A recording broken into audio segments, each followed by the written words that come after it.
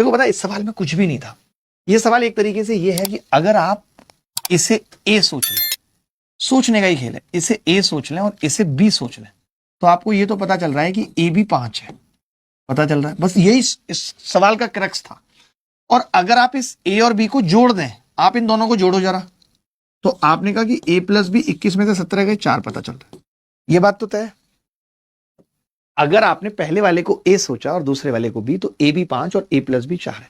फिर जो पूछा है सवाल में, तो आपने देखा ये बी की क्यूब, और एक्चुअली ये 21 माइनस एक्स को हमने ए सोचा है, तो ये माइनस ए होगा, तो माइनस ऑफ माइनस ए की क्यूब।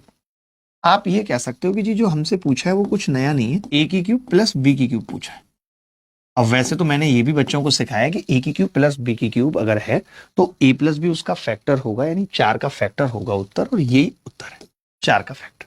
बट वो माइनस का भी हो सकता था, इसीलिए फंस गए, बट कोई बात नहीं, हम निकालेंगे भी तो कोई बहुत लंबा नहीं है। ए की क्यूब प्लस बी की क्यूब हमने अभी जाना है कि ए प्लस बी की क्यूब में से अगर 3ab और a प्लस बी घटा दें तो a की क्यूब प्लस b की क्यूब मिल जाता है। अगर a की क्यूब b की क्यूब चाहिए तो a प्लस बी की होल क्यूब में से 3ab और a प्लस बी घटा दें। a भी 5 है, a प्लस बी 4 है, यानी 4 की क्यूब 64, तो ये हो गया -3 गुणा ab कितना है 5, a प्लस बी कितना है 4, 5 चौक 20 3 60, उत्तर कितना आ गया 4। यही इस सवाल का उत्तर था और मैक्सिमम लोगों